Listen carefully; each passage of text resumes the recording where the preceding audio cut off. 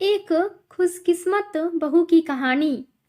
मेरी मैरिज तय होने के समय से ही मोबाइल पर बात होने लगी थी मेरी इनसे। अच्छे लगे थे मुझे ये सुलझे हुए से नेक इंसान। मैं अक्सर इनसे पूछती थी कि अगर मेरी और आपकी माँ में कभी कोई झगड़ा हुआ तो आप किसका साथ दोगे?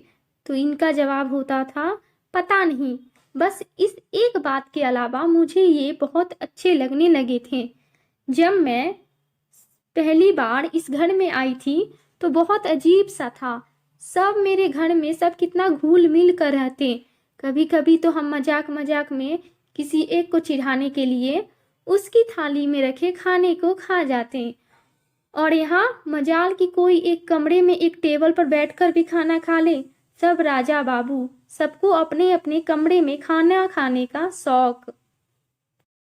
इनकी माँ से बड़ा डर लगता मुझे, जाने कब टोक दे। मैं कभी भी सुबह सुबह उठने की आदी नहीं थी, पर यहाँ नियम से जल्दी उठ जाती। एक बार देर से नींद खुली तो देखा कि सासू माँ किचन में नाश्ता बना रही है। मेरे प्राण ही सूख गए कि आज तो ये बुढ़िया मेरी जान ले लेगी। पर कुछ कहा नहीं सासू माँ ने, बस पूछा कि तेरे लिए भी सेक दूं या नहाकर खाएगी। मुझे लगा लेट उठने पर व्यंग कर रही है मुझ पर। सासू माँ का साड़ी पहनने का तरीका बड़ा सलीकेदार था और मुझे साड़ी से चिढ़। पहनने में ही घंटों लग जाते, फिर पहने पहने काम करना अजब हाल था मेरा। हर आधे पौन घंटे में सिर्फ सब ठीक करना पड़ता, नहीं तो सासू माँ टोक देती कि तमीज नहीं है क्या, ठीक से पहनो। एक बार तो चिढ़ ही गई, बोली कि जब नहीं पहनना आता तो या तो सीख लो या जो आता है वो पहनो, कार्टून क्यों बन जाती हो।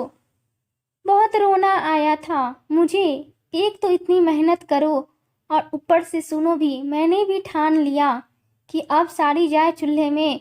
पति की भी बड़ी खराब आदत थी, घर आते ही पहले अपनी माँ के पास आकर बैठ जाते और कभी कभी घंटों तक बैठे रहते।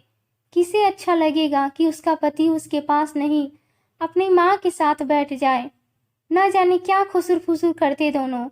कई बार जब बहाने से उनके सामने आ जाती तो ऐसा लगता जैसे बात बदल दी हो उन्होंने।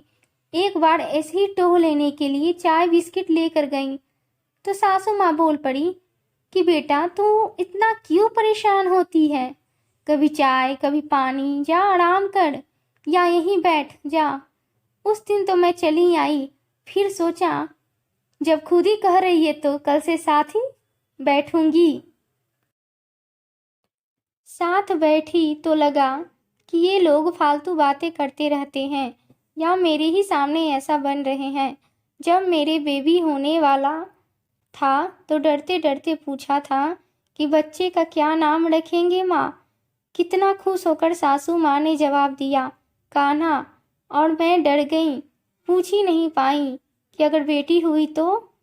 न जाने क्या क्या सोच सोच कर मैंने वे दिन काटे। और जब मेरी बिटिया हुई तो पिछले 10 दिन से रामायण पढ़ती माँ की आंख में आंसू देखे थे। मैंने खुशी के थे या दुख के पता नहीं, पर महीनों तक उसकी मालिश से लेकर कच्ची पोटी तक सब काम इतने जतन से करते देखा। तो आज इतने सालों बाद मैं सोचती हूँ कि मैं खुद अपनी सास में माँ को खोजती थी तो क्या मैं खुद बहू की जगह बेटी बन पाई थी। पता नहीं क्यों हम बहुएं अपनी सास में माँ को खोजती हुए।